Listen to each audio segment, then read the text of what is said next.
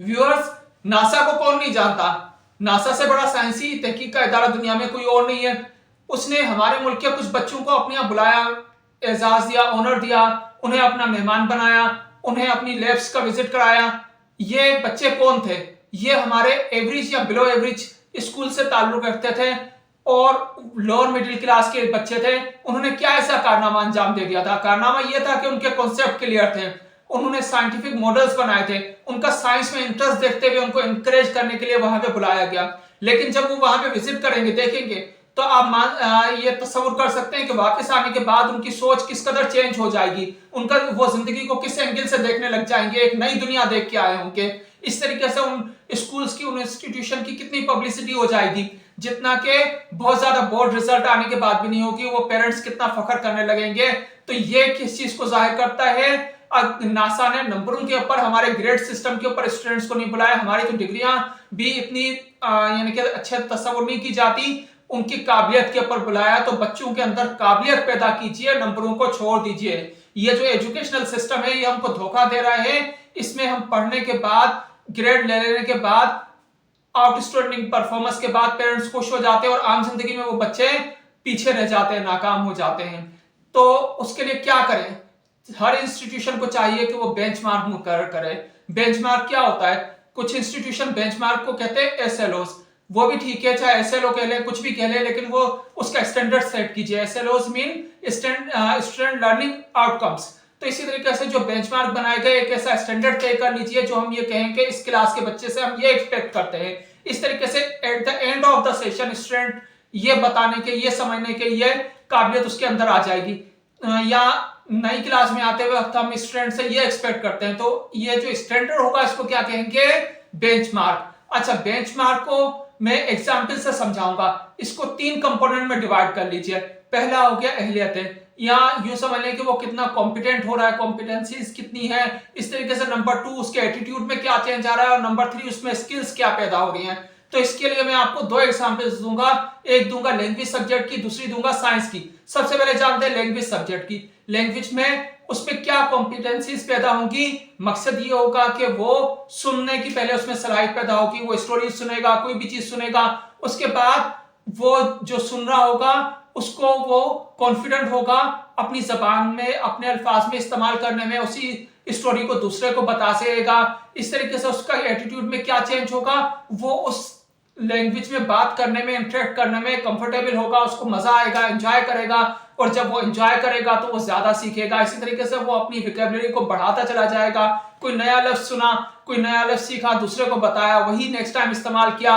जैसे कि हमारे बच्चे जब कोई स्टोरी सुनते हैं, कोई कार्टून में चीजें सुनते हैं, चाहे हम उनको मना कर रहे हो कि ये लफ्ज इस्तेमाल नहीं करें, मुनासिब नहीं है, लेकिन उन्होंने सुना होता है तो वो यूज कर रहे होते हैं, क्योंकि सुनते वक्त उन्होंने एंजॉय किया हुआ होता है। तो लिहाजा पढ़ाते वक्त भी आप उनको इन्वॉल्व कर लीजिए। फिर वही अल्फाज वो अपनी बातचीत में इस्तेमाल करेंगे, वही एग्जाम्पल्स कोट करेंगे, वही अशार इस्तेमाल करेंगे, वही जो मिसालें हैं वो यूज करेंगे जो कि किसी भी लैंग्वेज की होती है। इस तरीके से उसमें स्किल्स क्या पैदा होंगी?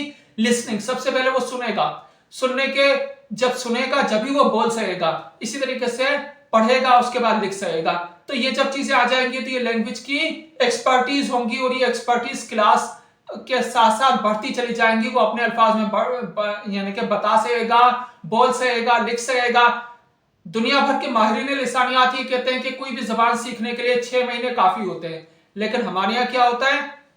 16-16 साल कोई बच्चा पढ़ता जाता है वही लैंग्वेज। हमारा एजुकेशनल सिस्टम इतना शानदार है कि बहुत आउटस्टैंडिंग रिजल्ट भी आ रहे होते हैं, लेकिन जब उससे कहते हैं कि इसी लैंग्वेज में अपना तारुफ करवाइए, जब वो इंटरव्यू में जाते हैं, उनसे पूछते हैं इंट्रोड्यूस योरसेल्फ, उनको नहीं आ रहा होता। कहते हैं कुछ लाइनें लिख दीजिए, नहीं आ रही होती। वो क्यों होता है? क्योंकि वो लैंग्वेज उन्होंने सिर्फ उनको ये सिखाया गया कि आपको नंबर कैसे हासिल करने हैं। नंबरों को छोड़ दीजिए, पेरेंट्स भी छोड़ दीजिए। वो खुद अगर उनको इतना ही नंबरों का क्रेज है तो वो सिर्फ ये अपने आप से क्वेश्चन करें कि जब वो मैट्रिक में थे उनके कितने मार्क्स आए, उनको याद भी नहीं होंगे।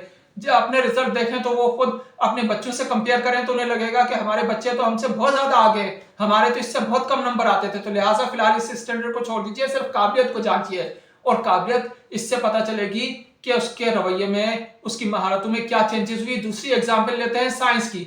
साइंस में उसमें क्या अहलियतें होनी चाहिए? कितना कॉम्पिटेंट या कॉम्पिटेंसीज क्या उसमें आनी चाहिए। सबसे पहले साइंटिफिक वे ऑफ थिंकिंग होना चाहिए। साइंटिफिक वे ऑफ थिंकिंग क्या होगा, वो इर्द गिर्द ऑब्जर्व करेगा, उस पर गौर करेगा। वो बच्चा छोटा होगा, मैग्नीफाइंग ग्लास मिला उसको लेके वो पार्क में निकल जाएगा, मुख्तलिफ कीड़े मकोड़ों को देखेगा, फूल पत्तों को देखेगा, एनिमल्स को देखेगा। तो ये सब चीजें क्या हो गई, उसका एक ऑब्जर्व करने की सलाहियत हो गई। उसके बाद दूसरी चीज होगी जिससे हम डरते हैं, वो क्या होता है, उसके एटीट्यूड में क्या चेंज होगा, वो क्वेश्चंस करने लगेगा।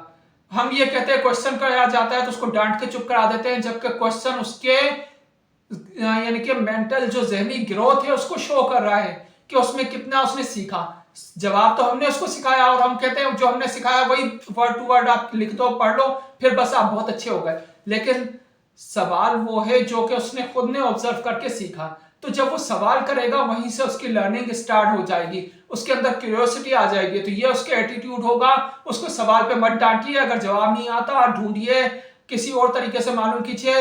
आपके पास मोबाइल मौजूद है, गूगल से मालूम कीजिए, लेकिन उसको सेटिस्फाई कीजिए। और उसका जितने आप आंसर देते जाएंगे, क्लास में रट्टा लगवाने के बजाय, आंसर लिखवाने के बजाय डिस्कशन कीजिए। डिस्कशन के बाद उसमें लर्निंग होगी, इन्वॉल्व होंगे और इसका फिर उसमें क्या क्या स्किल्स पैदा होंगी, वो हाइपोथेसिस बनाएगा, अपने जहन में मफरूजा कायम करेगा, मफरूजे को साबित करने के लिए एक्सपेरिमेंट करेगा, एक्सपेरिमेंट के नतीजे में प्रिडिक्शन करेगा।